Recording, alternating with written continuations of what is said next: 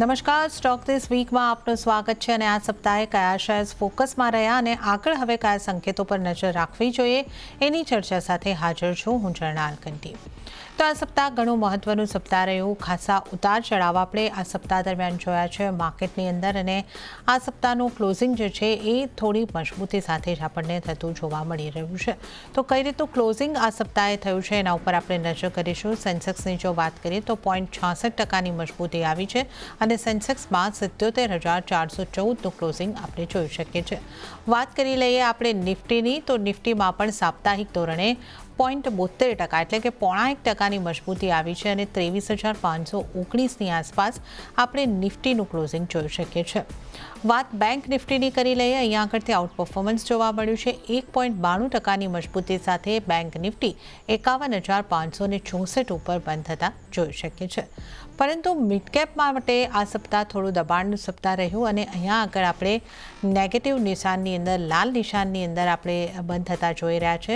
મિડકેપની વાત કરીએ તો 0.34%ના દબાણ સાથે 51,672 પર ક્લોઝિંગ અને સાથે જ સ્મોલ કેપમાં પણ 0.5%ની આસપાસના દબાણ સાથે 16,095 ઉપર ક્લોઝિંગ થતું આપણને દેખાયું છે. તો નિફ્ટી અને સેન્સેક્સ ઇન્ડાઇસીસ તો પોઝિટિવમાં બંધ થયા છે. બેંક નિફ્ટી પણ પોઝિટિવ, પરંતુ સ્મોલ કેપ અને મિડ કેપની અંદર આપણે દબાણ બનતા જોયું છે. સેક્ટરની પણ જો અહીંયા આગળથી આપણે વાત કરી લઈએ તો PSU બેંક અને બેંક જે છે એ અહીંયા આગળથી સૌથી વધારે મજબૂતી ધરાવતા સેક્ટર રહ્યા છે. આ ઉપરાંત FMCG, IT, એનર્જી, આ તમામ સેક્ટરની અંદર પણ આપણે મજબૂતી સાથેનો કારોબાર થતા જોયો છે.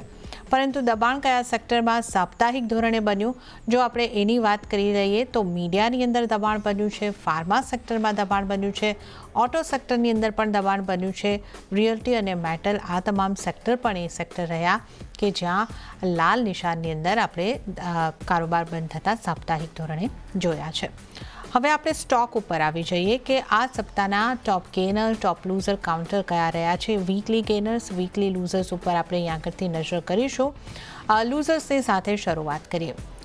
આ સપ્તાહના ટોપ લૂઝર કાઉન્ટર ઉપર જો આપણે અહીંયા આગળથી નજર કરી લઈએ, વિપ્રો આ સપ્તાહનો ટોપ લૂઝર કાઉન્ટર બન્યું છે. 3.66%ના દબાણ એક દિવસની અંદર બન્યું છે અને જો આપણે અહીંયા આગળથી સાપ્તાહિક ધોરણની જો વાત કરીએ તો આની અંદર થોડી ચેન્જ આપણે જોઈએ છે. મેં વિપ્રોનું જે નામ દીધું છે આજના દિવસનો ટોપ લૂઝર રહ્યો છે, પરંતુ સાપ્તાહિક ધોરણે જો આપણે અહીંયા આગળથી જોવા જઈએ, ઇન્ડસઇન્ડ બેંકમાં સૌથી વધારે ઘટાડો આવતો દેખાયો છે 5.39%નો. ત્યારબાદ સિપ્લામાં જોઈ લો 5.36%નું દબાણ રહ્યું છે. MNMમાં 4.86%નું દબાણ અને ડોક્ટર રેડ્ડીઝ 4.66%નું દબાણ અહીંયા આગળથી બનતું આપણને દેખાયું છે. અને આ ઉપરાંત જો આપણે જોઈ લઈએ તો અહીંયા આગળથી કયા સ્ટોક્સની અંદર સાથે જ આપણને મજબૂતી આવતી જોવા મળી છે. આ સપ્તાહના ટોપ ગેનર્સ ઉપર જો આપણે નજર કરી લઈએ, ટોપ ગેનર્સમાં બજાજ ફિન્સર્વનો સમાવેશ થઈ રહ્યો છે 8.67%ની મજબૂતી સાથે. ગ્રાસિમ 5.74%ની મજબૂતી, અલ્ટ્રાટેક સિમેન્ટ 4.85%ની મજબૂતી અને કોટક મહિન્દ્રા બેંકની જો આપણે અહીંયા આગળથી વાત કરીએ તો 4.43%ની મજબૂતી અહીંયા આગળથી આવતી દેખાઈ રહી છે. તો આ તમામે સ્ટોક રહ્યા કે જેમાં આપણને મજબૂતી સાથે કારોબાર આ સપ્તાહ દરમિયાન જોવા મળ્યો છે.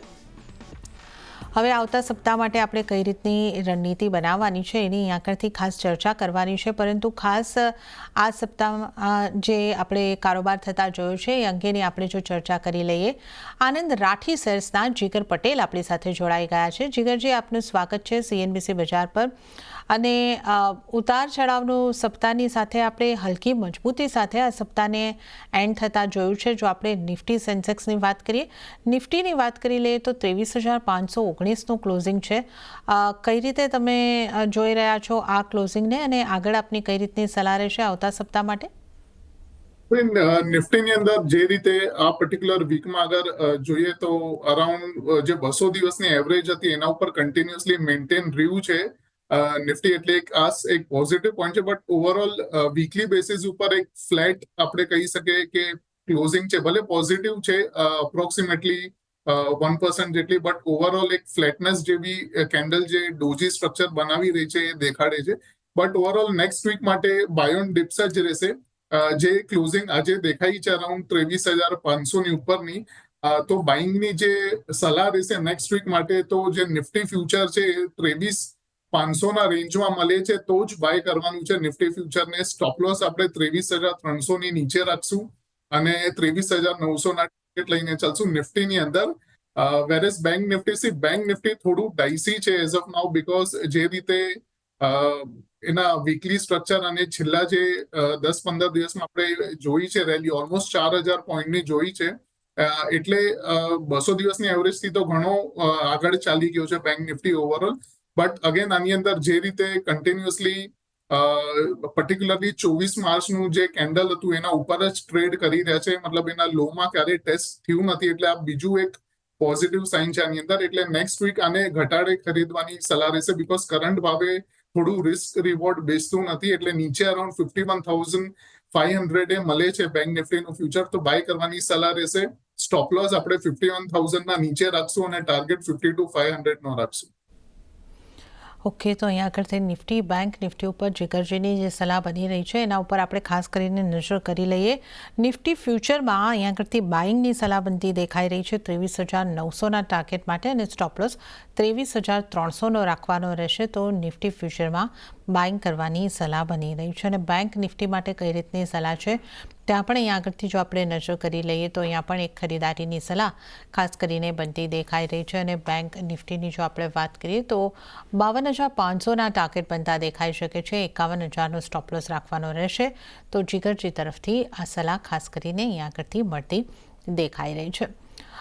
હવે આપણે ખાસ કરીને સ્ટોક્સની ચર્ચા કરી લઈએ કે કઈ રીતની સ્ટ્રેટેજી સ્ટોક્સની અંદર અહીંયા આગળથી રાખવાની રહેશે. તો આ સપ્તાહના કારોબારની ઉપર જો આપણે નજર કરીએ, ઇન્ડસઇન્ડ બેંક આ સપ્તાહનું ટોપ લૂઝર કાઉન્ટર જોવા મળ્યું છે. પરંતુ બેંકના કાઉન્ટર્સની ઉપર જ્યારે આપણે નજર કરીએ, સૌથી પહેલાં પ્રાઇવેટ બેંકની જો વાત કરીએ તો કોટક મહિન્દ્રા બેંકમાં 4.43%ની મજબૂતી બની છે અને આ કાઉન્ટર ટોપ ગેનર્સની અંદર સામેલ થયું છે. HDFC બેંકમાં પણ સાપ્તાહિક ધોરણે 3.25%ની મજબૂતી, એક્સિસ બેંકમાં પણ 3%ની મજબૂતી, પણ ઇન્ડસઇન્ડ બેંકમાં ખાસું દબાણ. કઈ રીતે આપ જીગરજી જોઈ રહ્યા છો પ્રાઇવેટ બેંક્સના કાઉન્ટર્સને? જે રીતે સ્ટ્રક્ચર બની રહ્યા છે એની અંદર કોટક બેંક એક સારી બેટ લાગી રહી છે. નેક્સ્ટ એટલીસ્ટ વ્યૂ થોડો મોટો રાખવો પડશે, 2 થી 2.5 મહિનાનો વ્યૂ રહેશે. બીકોઝ જે રીતે એક મહિનાનું જે ચાર્ટ છે અરાઉન્ડ 2021 થી લઈને કરન્ટલી કોટક બેંક અરાઉન્ડ 1600 થી લઈને હાર્ડલી 2021નું જે લેવલ છે ત્યાં આગળ જ કન્ટિન્યુઅસલી રેન્જ બાઉન્ડ કારોબાર થઈ રહ્યો છે છેલ્લા 3 થી 4 વર્ષથી. એટલે એક સારું એવું અહીંયા કન્સોલિડેશન થઈ ગયું છે અને આ કરંટ મંથમાં ઓલરેડી 11 થી 12%ના ગેન્સ આપણે જોયા છે અને બ્રેકઆઉટ પણ દેખાઈ રહ્યું છે રેઝિસ્ટન્સના ઉપર. એટલે આને બાય ઓન ડિપ્સની સલાહ રહેશે. કરંટ ભાવ છે તેના 2128નો અને નીચે અરાઉન્ડ 2050 સુધી મળે તો પણ બાય કરવાની સલાહ રહેશે. સ્ટોપ લોસ જે રહેશે એ 1920ની નીચે રહેશે અને ટાર્ગેટ થોડો મોટો રહેશે બીકોઝ વ્યૂ મોટો છે, એટલીસ્ટ 3 થી 4 મહિનાનો વ્યૂ છે. અને ટાર્ગેટ જે પહેલો ટાર્ગેટ છે 2350નો છે અને બીજો 2400નો છે. ઓકે, તો અહીંયા આગળથી ખાસ કોટક મહિન્દ્રા બેંક ઉપર ખરીદારી કરીને ચાલવાની સલાહ છે. અહીંયા આગળથી સ્ટોપ લોસ જે છે 1920ના રાખવાના રહેશે, એની નીચેના સ્ટોપ લોસ ખાસ કરીને રાખવાના રહેશે. પહેલો ટાર્ગેટ 2350 અને ત્યારબાદ 2400 સુધીના ટાર્ગેટ તમને બનતા દેખાઈ શકે છે. તો પ્રાઇવેટ બેંકમાંથી કોટક મહિન્દ્રા બેંક ઉપર ખાસ ફોકસ રાખીને ચાલો. અને PSU બેંકમાં આપની કઈ રીતની સલાહ રહેશે? આ વીકમાં PSU બેંકમાં પણ સારી ખરીદારી આપણને આવતી દેખાય. SBIની પર જો ખાસ વાત કરી લઈએ તો અહીંયા લગભગ 2.5%ની આસપાસની મજબૂતી છે. તો SBI પર કઈ રીતની સલાહ ને આ ઉપરાંત અન્ય કોઈ PSU બેંક આપની રડારમાં છે? SBIમાં સારી એવી રેલી જોઈ છે બટ ઓવરઓલ રેઝિસ્ટન્સ જે છે 780નો એ ક્રોસ નથી થતો અને ઇનકેસ નેક્સ્ટ વીક ક્રોસ થાય છે ડેલી ક્લોઝિંગ બેસિસના હિસાબથી તો કન્ડિશનલ બાય રહેશે. 780ના ક્લોઝિંગના ઉપર જ બાય કરવાની સલાહ રહેશે. સ્ટોપ લોસ આપણે 760નો રાખશું અને ટાર્ગેટ 820નો લઈને ચાલશું. આ પહેલું કાઉન્ટર છે. બીજું છે કેન બેંકનું એ સ્ટ્રક્ચર સારું ફોર્મેશન થઈ રહ્યું છે. રેઝિસ્ટન્સ જે પહેલા 85નો હતો એના ઉપર કન્ટિન્યુઅસલી આપણાને બ્રેકઆઉટ પછી સસ્ટેન થયું છે આ કરંટ વીકમાં. એટલે આની અંદર પણ બાઇંગ કરવાની સલાહ રહેશે કેન બેંકમાં. સ્ટોપ લોસ 85ની નીચે રહેશે અને જે બાઇંગ રેન્જ છે 88 થી 89ની રહેશે. ટાર્ગેટ જે પહેલો છે 95નો છે અને બીજો છે 98નો. ઓકે, તો પીએસયુ બેંકમાંથી બે બેંક ઉપર તમે ખાસ ધ્યાન રાખી શકો છો. એક તો એસબીઆઈ બેંકની અંદર ખરીદારી કરીને ચાલવાની સલાહ બનતી દેખાઈ રહી છે, અને અહીં આગળ ટાર્ગેટ જે તમને બનતા દેખાઈ શકે છે 820ની આસપાસના ટાર્ગેટ, 760નો સ્ટોપ લોસ ધ્યાને રાખવાનો રહેશે. અને કેનેરા બેંકમાં પણ ખરીદારી કરીને ચાલવાની સલાહ છે. કેનેરા બેંક માટે 85.85ના સ્ટોપ લોસ અને 95થી 98 સુધીના ટાર્ગેટ તમને બનતા દેખાઈ શકે છે. તો આપણે અહીં આગળથી ખાસ બેંક્સની વાત કરી છે. આ ઉપરાંત જો હવે આપણે આગળ ખાસ કરીને ચર્ચા કરી લઈએ તો આપણે જે રીતે આજના દિવસેના કારોબાર અહીંયા આગળથી થતા જોયા છે, ઓટો સેક્ટરની અંદર પણ આપણને દબાણ બનતું જોવા મળ્યું છે. ટાટા મોટર્સ, M&M આ તમામ કાઉન્ટર આપણને લગભગ 4% આસપાસ સાપ્તાહિક દબાણ દર્શાવી રહ્યા છે, પણ હીરો મોટોકોર્પનું કાઉન્ટર જે છે સાપ્તાહિક ધોરણે 2% આસપાસની મજબૂતી દર્શાવી રહ્યું છે. તો ઓટો સેક્ટરના કયા સ્ટોક પર કઈ રીતની આપની સલાહ રહેશે? ઓટો સેક્ટરમાંથી હીરો મોટોકોર્પનું જે સ્ટ્રક્ચર છે એ વધારે લુક્રેટિવ છે એઝ ઓફ નાઉ, બીકોઝ જે રીતે બોટમ ઉપર ઇન્વર્સ હેડ એન્ડ શોલ્ડર બની છે. ગઈકાલે એક સારો બ્રેકઆઉટ જોયો તો આપણે ક્લોઝિંગ અરાઉન્ડ 3722ની હતી, અને આજે ઓલમોસ્ટ નેકલાઇનને રીટેસ્ટ કરવા આવ્યો છે. એટલે નેક્સ્ટ વીક અગેન આની અંદર બાઇંગની જ સલાહ રહેશે, બીકોઝ ટર્ન અરાઉન્ડ એક્સપેક્ટેડ છે. આની અંદર પણ સ્ટોપ લોસ જે રહેશે આપણે 3650ની નીચે રાખશું, અને જે ટાર્ગેટ પહેલો ટાર્ગેટ રહેશે 3850નો રહેશે, અને બીજો રહેશે 3900નો. ઓકે, તો 3900 સુધીના ટાર્ગેટ અહીંયા આગળથી બનતા દેખાઈ શકે છે. તો હીરો મોટોકોર્પ એક પોઝિટિવ કાઉન્ટર લાગી રહ્યું છે, જ્યાં પોઝિટિવ વ્યૂ બની રહ્યું છે. ખરીદારી કરીને ચાલવાની સલાહ અહીંયા આગળથી બનતી દેખાઈ રહી છે. તો આપણે અહીંયા આગળથી ઓટો સ્ટોક્સની પણ વાત કરી. ચર્ચાની અંદર આગળ વધીએ, દબાણ આપણને ફાર્મા અને માફ કરજો હેલ્થકેર સેક્ટરની અંદર પણ દેખાયું છે. સિપ્લા હોય, ડોક્ટર રેડ્ડીઝ હોય, આ બધા કાઉન્ટરે રહ્યા કે જ્યાં 4.5-5%નું દબાણ આપણને આ સપ્તાહમાં બનતું દેખાયું છે. ફાર્મા હેલ્થકેરમાંથી આપની કોઈ ખાસ કાઉન્ટર્સ ઉપર સલાહ રહેશે, જીગરજી? હેલ્થકેરમાંથી એક કાઉન્ટર છે, ફોર્ટિસ હેલ્થકેર છે. એની અંદર સારી એવી આપણે 2 દિવસની મોમેન્ટમ જોઈ છે. ઓલમોસ્ટ 630ના જે લો હતા 27 માર્ચના, અને આજે ઓલમોસ્ટ આપણે 722, એટલે અપ્રોક્સિમેટલી 80-90 પોઈન્ટ્સની રેલી જોઈ છે. આની અંદર બ્રેકઆઉટ પણ દેખાઈ રહ્યું છે. લેવલ છે 670ના હતા, અને એના ઉપર જ આજે ક્લોઝિંગ પણ જોઈ. તો નેક્સ્ટ વીક અગેન ફોર્ટિસની અંદર બાય ઓન ડિપ્સની સલાહ રહેશે.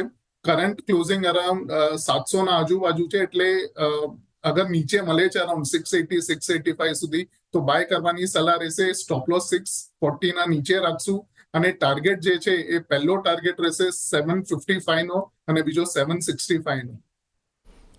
ઓકે, તો અહીંયા આગળથી ખાસ કરીને ફોર્ટીઝ હેલ્થકેર ઉપર ખરીદારી તરફ રહેવાની સલાહ બની રહી છે. 640ની આસપાસના સ્ટોપ લોસ તમારે રાખવાના રહેશે. 755 પહેલો ટાર્ગેટ, અને ત્યારબાદ 765 સુધીના ટાર્ગેટ બનતા દેખાઈ શકે છે. તો ફોર્ટીઝ હેલ્થકેર પર 680-685ની આસપાસની રેન્જમાં બાઇંગ કરીને તમે ચાલી શકો છો. તો આ આપણે અહીં આગળથી ખાસ કરીને ફાર્મા હેલ્થકેર સેક્ટરની વાત કરી છે. પણ સિમેન્ટ સેક્ટર માટે આ સપ્તાહ પોઝિટિવ રહ્યું. અહીંયા આગળથી આપણે જો વાત કરીએ, ગ્રાસિમ, અલ્ટ્રાટેક આ બંને કાઉન્ટર એવા રહ્યા કે જ્યાં લગભગ 5% કે એની ઉપરની મજબૂતી સપ્તાહ દરમિયાન બનતી જોવા મળી છે. આ ઉપરાંત આ સપ્તાહમાં એસીસીનું કાઉન્ટર પણ પોઝિટિવ રહ્યું છે. તો સિમેન્ટ સેક્ટરમાંથી આપના કયા સ્ટોક પર ખાસ સલાહ બની રહી છે? સિમેન્ટમાં overall most of the counters ચાલ્યા છે, બટ ઓવરઓલ જે એસીસી છે એ ડેલી બેસિસના હિસાબથી અગર જોઈએ તો લાસ્ટ 3-4 દિવસનું જે ટ્રેડિંગ સેશન હતું રેન્જ બાઉન્ડ હતું. અરાઉન્ડ 1920થી લઈને હાર્ડલી 2000 સુધીના અપ્રોક્સિમેટ હાયર લેવલ્સ હતા. એટલે નેક્સ્ટ વીક આમાં બાઇંગ કરવાની સલાહ રહેશે. કન્ડિશનલ બાય રહેશે. અરાઉન્ડ જે લેવલ છે 1980ની ઉપર ક્લોઝિંગ આવે છે તો બાય કરવાના છે એસીસી સિમેન્ટ. અને જે ટાર્ગેટ રહેશે, પહેલો ટાર્ગેટ છે 2100નો, બીજો છે 2150નો, અને સ્ટોપ લોસ આપણે લગાડશું 1900ના નીચે ડેલી ક્લોઝિંગ બેસિસના હિસાબથી. ઓકે, તો સિમેન્ટમાંથી એસીસીના કાઉન્ટર ઉપર ખાસ ધ્યાન રાખીને ચાલો. અહીં આગળથી ખરીદારી કરીને ચાલવાની સલાહ બનતી દેખાઈ રહી છે. તો 1900ના સ્ટોપ લોસને ખાસ ધ્યાને રાખીને તમે અહીં આગળથી ચાલી શકો છો. ખરીદારી તરફ રહેવાની સલાહ અહીં આગળથી એસીસીના કાઉન્ટરની અંદર બનતી દેખાઈ રહી છે. આ સાથે જ આ સપ્તાહમાં જ્યાં સારું પરફોર્મન્સ દેખાયું છે એવા કાઉન્ટર્સની જ્યારે આપણે વાત કરીએ તો બીએસસીનું કાઉન્ટર જે છે એમાં પણ ખૂબ સારી આપણને મજબૂતી દેખાય છે અને 14% ઉપરની મજબૂતી સાપ્તાહિક ધોરણે આ કાઉન્ટરની અંદર બની છે. અહીંયા આપનો કઈ રીતનો વ્યૂ બની રહ્યો છે? બીએસસી માં ઓવરઓલ લાસ્ટ 2 વીક થી જોઈએ તો જે રીતે બોટમ બની હતી અરાઉન્ડ 3,700 ના આજુબાજુમાં અને કરંટ ક્લોઝિંગ ઓલમોસ્ટ 5,500 થી થોડી નીચે છે. એટલે જે આ પંપ હતો લાસ્ટ 2 વીકમાં એ એક્સટેન્ડેડ વધારે થઈ ગયો છે હાયર લેવલ્સ ઉપર. એટલે બાઇંગની તો સલાહ નથી, બટ ઓવરઓલ પ્રોફિટ બુકિંગની સલાહ રહેશે. કરંટ ક્લોઝિંગ થી લઈને નેક્સ્ટ વીક અગર 5,600 650 સુધી દેખાય છે તો એક વખત 40 to 50% અહીંયા બુક કરી લેવું, બીકોઝ એક પુલબેક એક્સપેક્ટેડ છે અરાઉન્ડ 300 થી 350 પોઈન્ટની અંદર. સૌથી પહેલા આપની પસંદગીના સ્ટોક જાણી લઈએ તો આપના ટ્રેડિંગ કોલ્સ કયા બની રહ્યા છે? આજે ટોટલ 3 એડવાઇસ છે ટ્રેડિંગ કોલ્સ માટે નેક્સ્ટ વીક. સૌથી પહેલા છે ફિનોલેક્સ કેબલ છે. ફિનોલેક્સ કેબલમાં અરાઉન્ડ લાસ્ટ મંડે એક બ્રેકઆઉટ આવેલો, રેઝિસ્ટન્સ હતો 880 નો, અને કરંટ વીકની અંદર એ બ્રેકઆઉટ પછી કન્ટિન્યુઅસલી બ્રેકઆઉટનો જે બ્રેકઆઉટ રેન્જ હતી એને સપોર્ટને મેન્ટેન કર્યું છે, સારું બેઝ ક્રિએશન થયું છે અને સાથે સાથે બુલ ડાયવર્જન્સ છે નીચે. તો આને બાઇંગ કરવાની સલાહ રહેશે. બાઇંગ રેન્જ રાખશું 900 થી લઈને 915 ની રેન્જમાં મળે તો બાય કરવાનો છે. સ્ટોપ લોસ આપણે 865 નો રાખશું અને ટાર્ગેટ 1,000 નો રાખશું. ઓકે, તો અહીંયા આગળથી ફિનોલેક્સ કેબલ ઉપર બાય કરવાની સલાહ બની રહી છે. 900 થી 915ની રેન્જમાં તમે બાય કરીને ચાલી શકો છો. 1,000નો ટાર્ગેટ, 865ના સ્ટોપ લોસને ધ્યાને રાખવાનો રહેશે. જીગરજી, તો આ એક ફિનોલેક્સ કેબલ્સની આપણે વાત કરી. અન્ય બે કાઉન્ટર્સ કયા રહેશે આપની પસંદગીના? સેકન્ડ કાઉન્ટર છે ટાટા કન્ઝ્યુમર પ્રોડક્ટ્સ છે. ઘણા ટાઈમથી કન્સોલિડેટ થઈ રહ્યો હતો. અરાઉન્ડ 4 માર્ચથી લઈને ઓલમોસ્ટ આખો માર્ચ મહિનો કન્સોલિડેટ થયો હતો અને આજે એક બ્રેકઆઉટ દેખાઈ રહ્યો છે. આની અંદર બ્રેકઆઉટના લેવલ્સ 980 હતા અને રેઝિસ્ટન્સ 1000નો બીજો હતો, એના ઉપર જ ક્લોઝિંગ આજે થઈ છે. સાથે સાથે એક ડાયવર્જન્સ દેખાય છે. તો આની અંદર પણ એક બાઇંગનો કોલ બને છે નેક્સ્ટ વીક માટે. બાઇંગ રેન્જ રાખશું 990 થી લઈને 1,005 સુધી મળે તો બાય કરવાનું છે. સ્ટોપ લોસ જે છે 965 નો રહેશે અને ટાર્ગેટ રહેશે 1,060 નો રહેશે. ઓકે, તો બીજી પસંદગીનું કાઉન્ટર છે જીગરજીનું ટાટા કન્ઝ્યુમર. ખરીદારીની સલાહ 990 થી 1,005 સુધીમાં ખરીદારી કરીને ચાલી શકો છો. ટાર્ગેટ 1,060ના અને આ સ્ટોપ લોસ જે છે 965નો રાખવાનો રહેશે. અને ત્રીજી આપની પસંદગીનું કાઉન્ટર કયું છે જીગરજી? થર્ડ કાઉન્ટર છે નાઇકા છે. અગેન કરંટ વીકમાં ઓલમોસ્ટ 3.8% નો ગેન્સ છે અને એના પ્રીવિયસ વીકમાં પણ આપણે અપ્રોક્સિમેટલી 4.8% નો ગેન્સ જોયો છે. તો આની અંદર કન્ટિન્યુએશન લાગી રહ્યું છે નેક્સ્ટ વીક માટે પણ નાઇકામાં. નાઇકાની જે બાઇંગ રેન્જ રહેશે 177 થી લઈને 179 રહેશે. સ્ટોપ લોસ 167ના નીચે રાખવાનો છે. ટાર્ગેટ 192 નો રહેશે. ઓકે, તો નાઇકામાં પણ ખરીદારીની સલાહ. અહીંયા આગળ 192ના ટાર્ગેટ માટે ખરીદારી કરો. 167ના સ્ટોપ લોસને તમારે ધ્યાને રાખવાનો રહેશે. તો જીગરજીની પસંદગીના 3 કાઉન્ટર છે આવતા સપ્તાહ માટે તમારે જ્યાં ફોકસ રાખવાનું છે. ફિનોલેક્સ કેબલ, ટાટા કન્ઝ્યુમર્સ અને નાઇકા, આ ત્રણેયની અંદર ખરીદારી કરીને ચાલવાની સલાહ બની રહી છે. હવે જીગરજી, નિફ્ટી 50માં આ સપ્તાહના અંતે 2 નવા કાઉન્ટર્સની અહીંયા આગળથી એન્ટ્રી થઈ છે એની વાત કરી લઈએ. જીઓ ફાઇનાન્શિયલ્સ અને ઝોમેટો. હવે ઝોમેટોમાં આ સપ્તાહની અંદર ખાસું એવું દબાણ બન્યું છે. 11.5% દબાણ છે અને જીઓ ફાઇનાન્શિયલ્સમાં પણ 0.5%ની આસપાસનું સાપ્તાહિક ધોરણે દબાણ બન્યું છે. આ 2 કાઉન્ટર ઉપર આપની કઈ રીતની સલાહ રહેશે? સૌથી પહેલા ઝોમેટો જે રીતે વારંવાર જે લેવલ છે 230 235 સાથે રેઝિસ્ટન્સ લઈને નીચે જ આવે છે અને કન્ટિન્યુઅસલી 200 થી લઈને 199 નું જે રેન્જ છે ત્યાં આગળ સપોર્ટ પણ લે છે. બટ ઓવરઓલ અત્યારના વેટ એન્ડ વોચનો જ અપ્રોચ રાખવો પડશે, because in case next week closing may be Monday or Tuesday 200ના નીચે આવે છે તો નીચે એક સારું એવું 180 185 સુધીના લેવલ્સ જોવા મળી શકે છે. અને જે ફ્રેશ બાઇંગ જે છે અપસાઇડ એ ક્યારે દેખાશે? અગર 212 ઉપર ક્લોઝિંગ આપે છે નેક્સ્ટ વીક તો જ આપણને ફરીથી 230 235ના લેવલ્સ ઝોમેટોમાં દેખાશે. એટલે આમાં કન્ડિશનલ બાય રહેશે. બાઇંગ માટે 212ની ઉપર ક્લોઝિંગ આવે તો જ આને બાય કરવાનો છે, અધરવાઇઝ વેટ એન્ડ વોચમાં રહેશે. ઓકે, તો ઝોમેટો માટે વેટ એન્ડ વોચ. 212ની ઉપરનું ક્લોઝિંગ આવે છે તો જ તમારે બાઇંગ કરવાનું છે. તો કન્ડિશનલ બાય ઝોમેટોમાં. અને જીઓ ફાઇનાન્શિયલ્સ પર આપનો વ્યૂ? તે જીઓ ફાઇનાન્સ અગેન જે રીતે કન્ટિન્યુઅસલી લાસ્ટ 2 વીકથી જે રેઝિસ્ટન્સ છે 220 એના ઉપર સસ્ટેન થઈ રહ્યો છે અને ઇવન રેઝિસ્ટન્સ ઉપર ડબલ બોટમ ફોર્મેશન પણ બન્યું છે. તો આની અંદર પણ બાઇંગની જ સલાહ રહેશે. નેક્સ્ટ વીક મે બી એક સારું અપમૂવ જોવા મળી શકે છે. એટલીસ્ટ 15 થી 20 પોઈન્ટનો ઉપર પંપ જોવા મળી શકે છે આની અંદર જીઓ ફાઇનાન્શિયલ્સમાં. તો બાઇંગની સલાહ રહેશે. બાઇંગની રેન્જ 225 થી 228 રહેશે.